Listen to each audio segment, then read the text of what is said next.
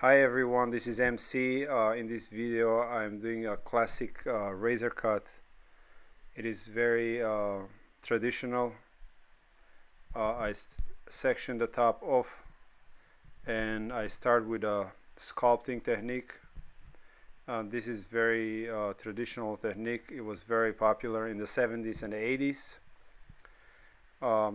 The proper way to execute this technique here is you comb the hair out, and as you lift the hair you go through with a razor. Your razor is angled at about 45 degrees. The higher the angle, the less you cut. The smaller the angle, the less you cut. So for example, if your razor was at 15 degrees, it would be cutting away more, and if it was at 90 degrees, it will barely cut anything.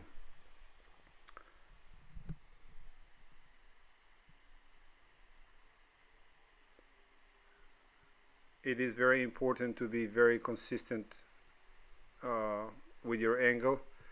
You should not change the angle of your razor at any time. If you end up changing the angle of your razor, you are changing also the amount of hair you are cutting. So that's why is it very important that once you select your angle at which your razor is,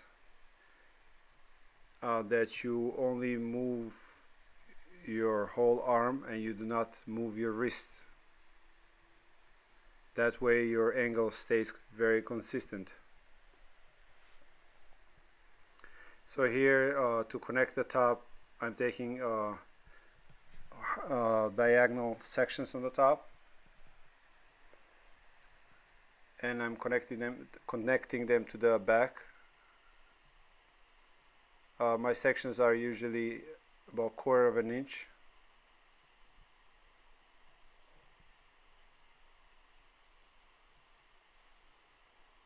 And I will slowly sculpt the top into the back part of the haircut that I already did.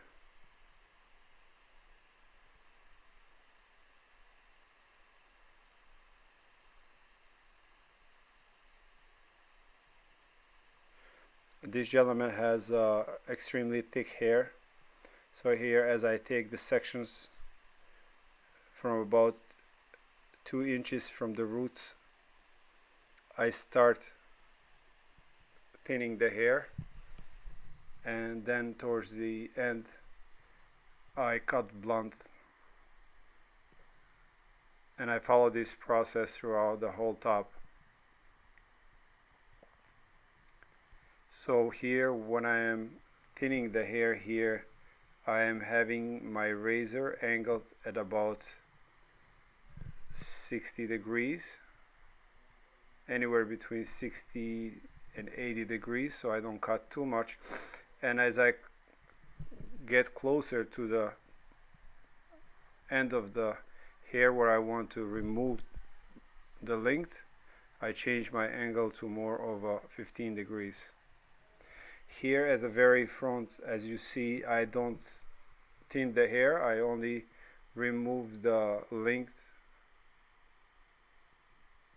If you thin the hair at the front of a hairline, the hair will be sticking out. It will be shorter than the rest of it. So when you thin the hair, you really don't thin the hair around the hairline. You mostly do the texturizing and thinning inside of the hair.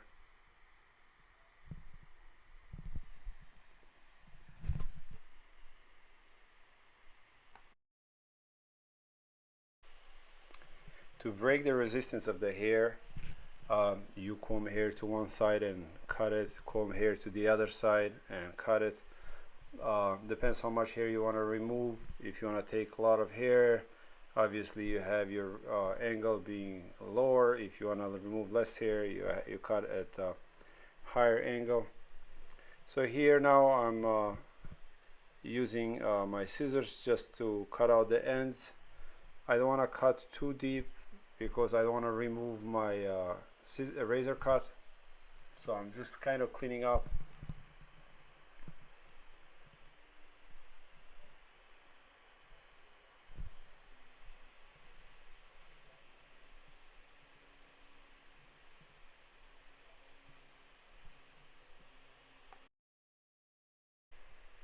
So a razor cut gives you really nice finish, very soft. As a matter of fact, you can make the hair very nice and slick, or you can make it messy, depends on the length of the hair. This haircut obviously is going to be more of a sleek or texture cut. It is classic cut. So when I cut the front here, I don't really do blunt cutting. I do more point cutting. I want to make the whole haircut kind of soft. I don't want to have heavy lines. Here I'm not using edges. I'm using scissors to create to clean up the neck area. This is how you control your blades when you cut around the ears and around the hairline. Obviously you are using scissors that have pointy tips of the scissors. It's just easier to get around. It is very important that you only move one blade so you have full control over your blades.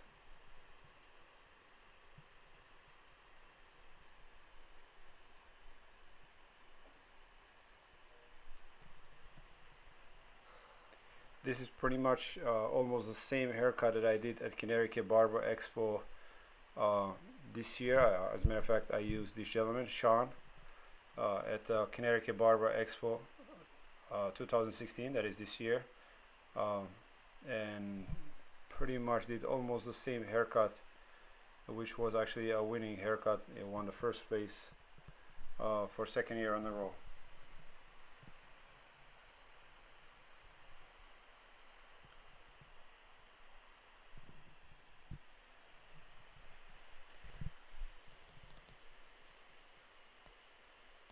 It is important that when you do hair cutting that you really clean the hairlines good. You got to be very thorough.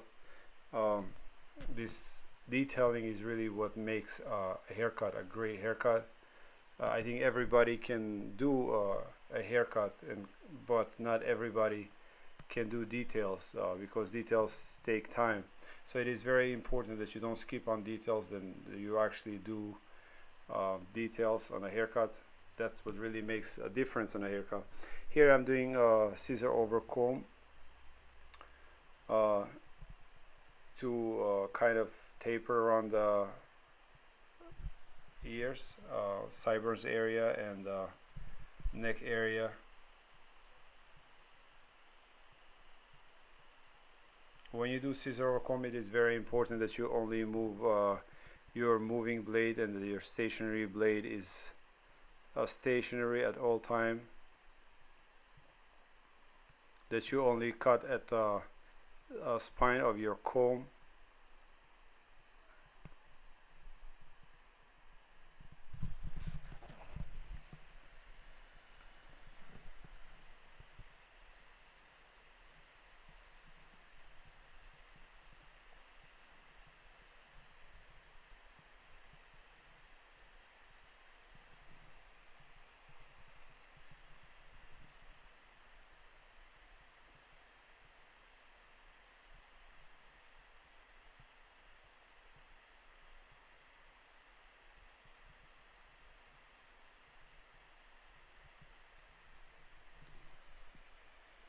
Scissor over comb is actually one of the most difficult scissor techniques to master.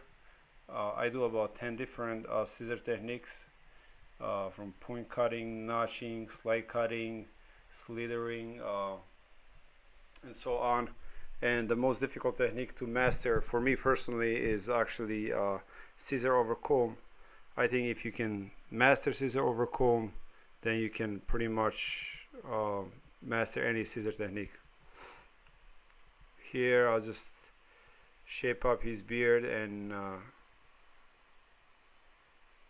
his hairline.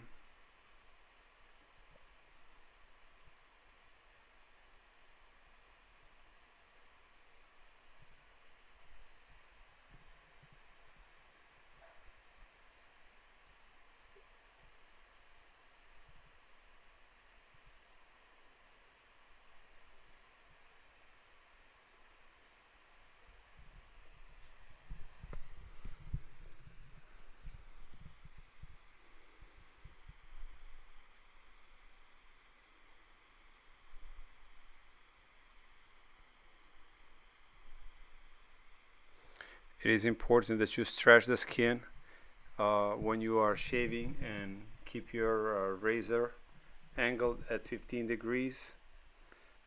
Short strokes are better if you are doing dry shaving. Usually we don't do dry shave, but when you want to create the lines on the beard, they come a lot more crispier if you do it on the dry. Here for some volume, I'm going to use Layrite spray, grooming spray. I actually like this product very much. I think it's a very good product.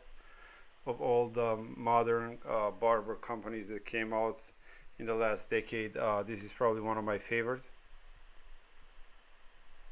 This product will actually give you volume, helps you dry hair. I'm using 9-row brush here. There is a lot of 9-row brushes, but it's really difficult to find the right one. I like this one. It's very light, and the teeth are very stiff. It is very important that the teeth of the brush are stiff, so it can actually grip the hair. If you notice here, the way I work with the brush and the blow dry, I start from the back and I start taking sections. The sections about 1 inch thick. It is very important that the blow dryer and the brush work together. That basically the brush guides the hair and blow dryer just follows. They have to go in the same direction.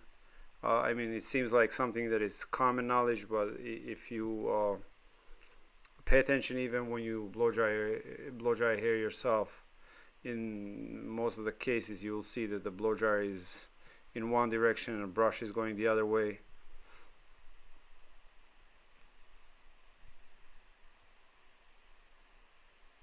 So when I start from the back, I don't create any volume. I try to keep the hair very flat to the scalp.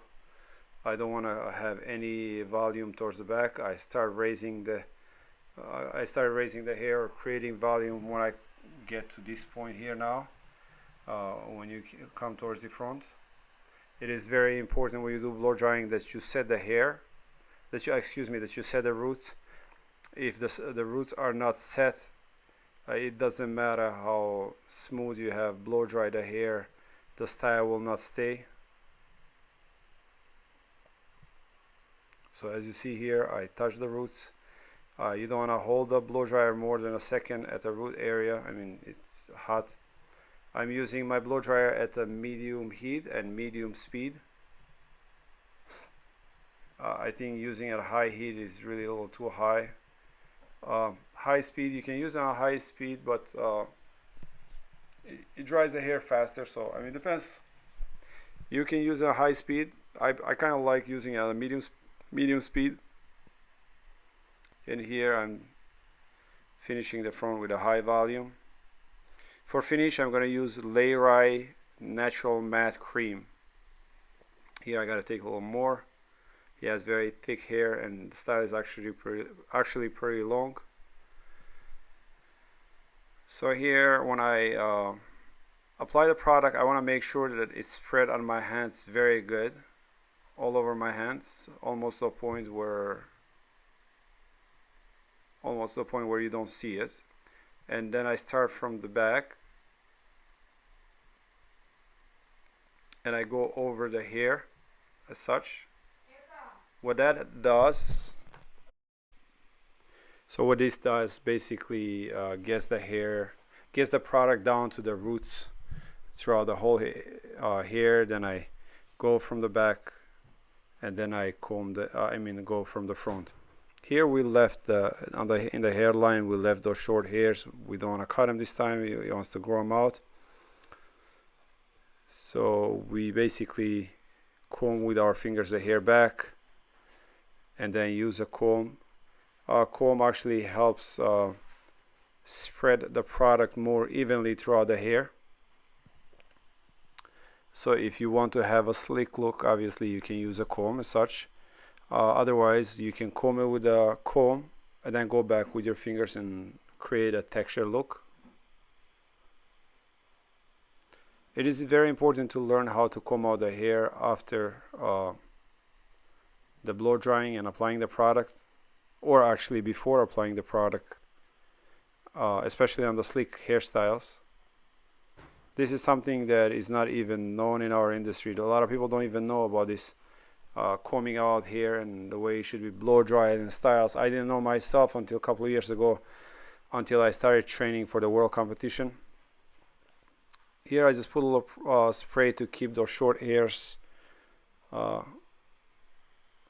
staying back. He actually has very stubborn hair, so the razor haircut really works good for him, because the razor cuts hair on angle and skins out the hair, versus the scissors, they cut blunt. And here is your finished product. Very nice classic haircut, a razor cut.